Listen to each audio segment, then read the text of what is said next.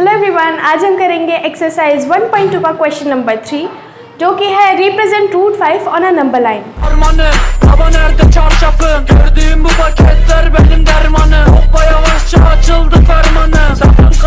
तो सबसे ज़्यादा इम्पॉर्टेंट बात ये है कि ये represent root 5 on a number line ये एक इम्पॉर्टेंट क्वेश्चन है जो कि आपके एग्जाम में आ सकता है। और दूसरी इम्पॉर्टेंट बात ये है, इस वीडियो में हम रूट 5 के साथ साथ दूसरे क्वेश्चंस भी कवर करेंगे जो इसी टाइप के हैं, मतलब रूट 2, रूट 3, रूट 4 हम कैसे ड्रॉ कर सकते हैं नंबर लाइन पे, वो भी इस वीडियो में ऑटोमेटिकली कवर्ड हो जाएंगे। ठीक, तो अब स्टार्ट करते हैं वीडियो। तो हमें रूट 5 करना है नंबर लाइन पे ड्रॉ। आपको पता है नंबर लाइन कैसी होती है, जैसे कि यहाँ पे मैं ड्रॉ करूँ -2, -1, 0, 1, 2, इसे हम नंबर लाइन कहते हैं। अब जैसा कि आप देख सकते हैं नॉर्मली नंबर लाइन ऐसी होती है, यहाँ पे पॉजिटिव नंबर आते हैं और इधर नेगेटिव नंबर, बीच में 0। अब यहाँ पे नॉर्मल नंबर्स आ रहा है, रूट में तो कोई आ नहीं रहा ना, डेसिमल में आ रहा है ना। मेन चीज़ ये है कि रूट में कुछ नहीं आ रहा और हमें रूट वाला ड्रॉ करना है। तो हम कैसे करेंगे, इसके लिए बुक में जो मेथड दिया हुआ है हमें वो यूज़ करना है। अब बुक में क्या मेथड दिया हुआ है, देखो सबसे पहले और सबसे इम्पॉर्टेंट बात जो कि इस क्वेश्चन को करने के लिए आपको जाननी ज़रूरी है वो ये है कि हम सीधा रूट 5 ड्रॉ नहीं कर सकते नंबर लाइन पे। नंबर लाइन पे रूट 5 ड्रॉ करने के लिए हमें सबसे पहले ड्रॉ करना पड़ेगा रूट 2, फिर ड्रॉ करने पड़ेगा root 3, then root 4 and after that finally root 5। ठीक, तो वो कैसे करेंगे। सबसे पहली चीज़, अगर मैं कहूँ रूट 2 का स्क्वायर, रूट 2 का स्क्वायर क्या होता है आप ऑलरेडी जानते हो कि स्क्वायर से रूट कट जाता है। स्क्वायर और रूट की हमेशा दुश्मनी रहती है, जिसकी वजह से जब भी दोनों एक साथ होते हैं, यहाँ पे रूट 2 का स्क्वायर है मतलब रूट भी है और स्क्वायर भी है, तो रूट और स्क्वायर कट जाते हैं। तो यहाँ पे हमारे पास ये कट के आएगा 2।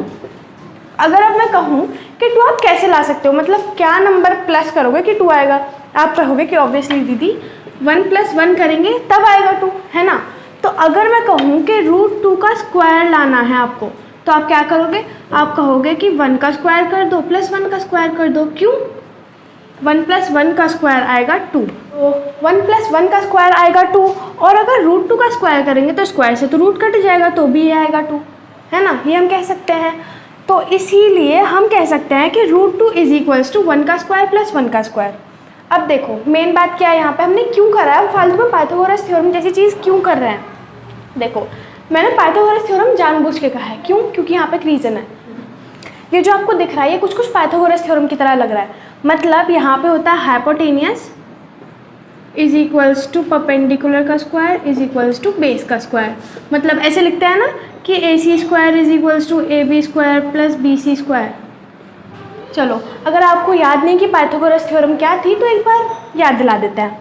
अगर आपके पास एक राइट एंगल है, ठीक, अगर आपके पास एक राइट एंगल है जिसका नाम है AB और C, ठीक, अगर आपके पास एक राइट एंगल है जिसका नाम है ABC, तो उसकी ये वाली साइड जो कि सबसे लंबी साइड है, इस साइड का स्क्वायर = इस साइड का अगर आप स्क्वायर करोगे तो वो आएगा इस लाइन के स्क्वायर का प्लस इस लाइन के स्क्वायर का इक्वल।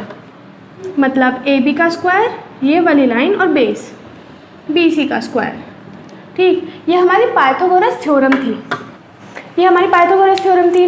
तो हमने यहाँ पे देखा कि भैया रूट 2 का स्क्वायर = 1 का स्क्वायर + 1 का स्क्वायर ये होता है। तो अब हमने यहाँ पे इसे पाइथागोरस से कंपेयर करा कि अच्छा यहाँ पे हाइपोट होता है, यहाँ पे परपेंडिकुलर होता है, यहाँ पे बेस होता है। ये वाली जो नीचे वाली इक्वेशन है वो मैंने बस उससे समझाने के लिए आपको लिखी है। ठीक, तो इसे ऐसे ज़रूरी नहीं यहाँ पे ABC ही हो, यहाँ पे नाम ABC हो, PQRS कुछ भी हो सकता है, जो आपकी मर्जी हो, आप कुछ भी नाम ले सकते हो। अब आते हैं वापस क्वेश्चन पे आते हैं। यहाँ पे हम सिर्फ अपने काम के ड्रॉ कर रहे हैं। तो देखो यहाँ पे हमारे पास 0, 1, 2 गिवन है। अब देखो अगर हम इन दोनों इक्वेशंस को अगर हम कंपेयर करेंगे तो देखो हाइपोटेनियस की जगह क्या आ रहा है, रूट 2, परपेंडिकुलर की जगह आ रहा है रूट 1 मतलब 1, और बेस की जगह आ रहा है 1। तो वैसे ना आप इसे रूट 1 का स्क्वायर भी लिख सकते हो, क्योंकि रूट 1 = 1 ही होता है, रूट 1 = 1 होता है। तो आप यहाँ पे 1 भी ले सकते हो, रूट 1 भी ले सकते हो, ऐसी कोई प्रॉब्लम नहीं है। तो जैसे कि आप यहाँ देख सकते हैं हाइपोटेनियस रूट 2 के इक्वल है, परपेंडिकुलर 1 या रूट 1 के इक्वल है, बेस यहाँ पे 1 या रूट 1 के इक्वल है। तो यहाँ पे हमें क्या करना है ना, देखो हमें ये चीज़ ना ड्रॉ करनी है नंबर लाइन पे। अब हम कैसे ड्रॉ करेंगे, हम लगाएंगे अपना दिमाग। देखो परपेंडिकुलर 1 है, बेस 1 है, यहाँ पे लिख लो भाई हमारे पास आ रहा है परपेंडिकुलर 1, बेस 1 और हाइपोट है रूट 2। ठीक, ये आ रहा है हमारे पास। अब देखो परपेंडिकुलर है हमारे पास 1, बेस है 1। अब हमें यहाँ पे बनाना है ट्रायंगल। क्या बनाना है? ट्रायंगल, और वो भी राइट एंगल्ड। देखो 1 है ना, 1 यहाँ से लेके यहाँ तक चल रहा है, तो 1 यहाँ से लेके यहाँ तक चल रहा है, तो सबसे पहले बेस बना दिया, 1 यूनिट का बेस बनाया। अब हम देखते हैं परपेंडिकुलर। परपेंडिकुलर 1 है। अब परपेंडिकुलर का क्या मतलब होता है? परपेंडिकुलर का मतलब कोई भी स्ट्रेट लाइन जा रही है और जो कि 90 डिग्री है बेस से। 90 डिग्री मतलब एकदम सीधा। ठीक, सपोज ये 1 यूनिट है। इसके बाद हम क्या करेंगे? अब हमें नहीं पता √2 कितना होता है, हमें नहीं पता √2 कितना होता है, लेकिन हमें वो निकालना है, इसलिए हमने ये सारा सब कुछ करा है। ठीक, तो हम क्या करेंगे? इन दोनों लाइंस को ज्वाइन कर देंगे। और एक्चुअल में देखा जाए तो हमने ये पूरा जो रायता फैलाया है ना, वो इसी चीज़ के लिए फैलाया है। मतलब हमने जो इतने सारे स्टेप्स करा है, पाइथागोरस थ्योरम करो, फिर √2 को सम ऐसे करो, फिर उसे कंपेयर करो, फिर यहाँ पे ड्रॉ करो, वो हमने इसलिए करा है क्योंकि हमें √2 का नहीं पता था कि वो कितना होता है। लेकिन अब यहाँ से जब यहाँ पे 1 है, यहाँ पे 1 है, तो तीसरी साइड भी तो उनकी ज्वाइन करके ही निकलेगी ना। तो अब हमने यहाँ से पता चल गया कि भाई √2 इतना होता है। अब हम उसे नंबर लाइन पे कैसे करेंगे? आपको लेना है कंपास। ठीक, कंपास लेनी है, उसमें पेंसिल डालनी है, और सपोज़ ये कंपास है और यहाँ से लेके ऐसे कट करते हुए यहाँ तक जाना है। आपको इस लाइन को कट करना है ऐसे, और जहाँ पे लाइन कट करेगी वो पॉइंट होगा √2, है ना। अच्छा, जहाँ पे वो लाइन कट करेगी ये वाला पॉइंट होगा √2। मतलब आपको कंपास की जो निडल होती है वो इधर रखनी है, पेंसिल इधर, फिर यहाँ से ड्रॉ करते हुए इस लाइन को कट करना, और जहाँ पे इस नंबर लाइन को वो कंपास की पेंसिल कट करेगी वो पॉइंट होगा √2।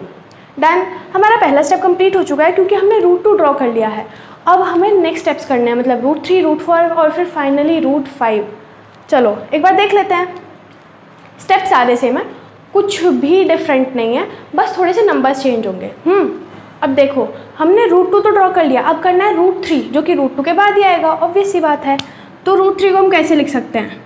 √3 का स्क्वायर इज इक्वल्स टू, क्या मैं लिख सकती हूँ कि √2 का स्क्वायर प्लस √1 का स्क्वायर, √2 का स्क्वायर प्लस √1 का स्क्वायर लिख सकते हैं। क्यों? क्योंकि देखो स्क्वायर से रूट कट जाएगा, यहाँ पे भी स्क्वायर से रूट कट जाएगा, तो यहाँ आएगा 2 + 1, ऐसे यहाँ पे भी स्क्वायर से रूट कट जाएगा, तो 3 इज इक्वल्स टू 3, है ना। अगर आपको नहीं समझ आया हो तो यहाँ से स्क्वायर से रूट गया, यहाँ पे 2 बचेगा, यहाँ पे स्क्वायर से रूट गया, यहाँ 1 बचेगा, फिर यहाँ पे स्क्वायर से रूट गया, फिर यहाँ 3 बचेगा, तो 3 इज 3 आ गया ना। अब हम इसे कंपेयर करते हैं अपनी पाइथागोरस थ्योरम से, जो कि होता है हाइपोट का square is equals to perpendicular का स्क्वायर, बेस का स्क्वायर प्लस परपेंडिकुलर का स्क्वायर। अब इसके हिसाब से अब क्या आ रहा है हमारे पास आ रहा है हाइपोट आ रहा है √3। ठीक है, यहाँ पे नंबर चेंज कर दें, हाइपोट आ रहा है भाई हमारे पास √3, बेस कितना आ रहा है? √2,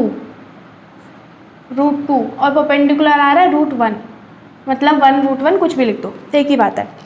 अब देखो हमने यहाँ पे बेस, देखो आप बेस में परपेंडिकुलर ऐड करो या परपेंडिकुलर में बेस ऐड करो, मतलब यहाँ पे पहले p भी आ सकता है या यहाँ पे p भी आ सकता है, फ़र्क नहीं पड़ता, लेकिन हमने यहाँ पे √2 के नीचे बेस लिखा है। रीज़न क्या है? अब देखो अगर मैं इसके ऊपर दूसरा ट्रायंगल ड्रॉ करूँगी तो वो यहाँ पे ऐसे थोड़ा ना खड़ा हो जाएगा कि भैया यहाँ पे खड़ा कर दो, पॉसिबल नहीं है। उसके बाद वो इधर भी खड़ा नहीं हो सकता, वो आएगा इधर, जो नेक्स्ट ट्रायंगल आएगा वो आएगा इधर, और ये वाली जो लाइन है, ये वाली लाइन है √2, तो √2 उसका बेस होना चाहिए। जो भी हम ड्रॉ कर रहे हैं ना, सपोज हमने हमें √2 वाला ड्रॉ करा था, तो √2 ही बेस होना चाहिए। अगर अगली बार हम √3 ड्रॉ कर रहे हैं तो अगली बार √3 ही बेस होना चाहिए। ठीक, √2 हमने ड्रॉ करा, अब देखो हमें करना है √3, तो इसमें बेस आ गया √2, बेस हमारे पास √2 है, हमें करना है परपेंडिकुलर। अब यहाँ से सीधा परपेंडिकुलर ड्रॉ करो, सपोज ये 1 यूनिट है परपेंडिकुलर, इसके बाद बेस तो हमारे पास ऑलरेडी ड्रॉन है, हमें करना है हाइपोटेनियस √3, मतलब क्या करना है? इन दोनों लाइंस को ज्वाइन करना है, बस ये आ गया हमारे पास √3। एकदम ईजी था ना। चलो हमारे पास √3 भी आ गया। अब नेक्स्ट करें √4, वैल्यूज़ चेंज करते हैं, यहाँ पे कर देते हैं 4, यहाँ कर देते हैं 3, बस आपको ऐसी वैल्यूज़ चेंज करनी है और तो आगे आता जाएगा। यहाँ 4 का स्क्वायर इज इक्वल्स टू 3 + 1 हो जाएगा। अब देखो हमारे पास क्या आया? हाइपोट हमारे पास हो गया, हाइपोट हो गया हमारे पास 4, बेस हो गया हमारे पास 3, और परपेंडिकुलर तो हमारा 1 ही रहता है हमेशा। अब देखो, तो हमारे पास बेस है 3 ऑलरेडी ड्रॉन है, परपेंडिकुलर 1 यूनिट, यहाँ से सीधी लाइन ड्रॉ करो।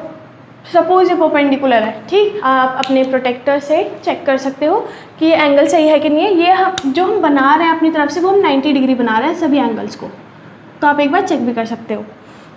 तो हमारे पास बेस तो ऑलरेडी ड्रॉन है √3, हमें परपेंडिकुलर ड्रॉ कर दिया। अब बस यहाँ से हम इसे ज्वाइन कर देंगे, हमारे पास आ गया √4।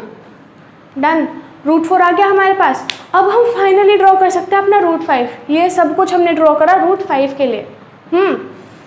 चलो फाइनली √5 ड्रॉ करता है। √5 के लिए फिर से वैल्यू चेंज करनी पड़ेगी, यहाँ आएगा 5, यहाँ आएगा 4, बस सेम। अब यहाँ पे भी करता है, हाइपोट कितना आ रहा है √5 और बेस आ रहा है हमारे पास 4। ठीक, ये हो गया हमारे पास।